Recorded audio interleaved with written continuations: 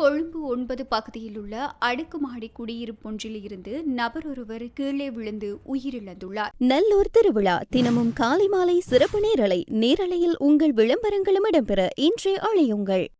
இவ்வாறு உயிரிழந்தவர் கொழும்பு 9 பகுதியைச் சேர்ந்த 12 வயதுடையவர் என தெரியவந்துள்ளது. குறித்த சிறுவன் 14 மாடிகளை கொண்ட அந்த குடியிருப்பின் மேல் மாடியில் அமைந்துள்ள நீச்சல் தடாகத்திற்கு அருகில் மேலும் சில நண்பர்களுடன் இணைந்து சுற்றியுள்ள காட்சிகளை பார்த்து கொண்டிருந்த போதே இவ்வாறு கீழே விழுந்துள்ளதாக ஆரம்பகட்ட விசாரணைகளில் தெரியவந்துள்ளது. இந்த சம்பவம் தொடர்பில் மருதானை போலீசார் மேலதிக விசாரணைகளை மேற்கொண்டு வருகின்றனர்.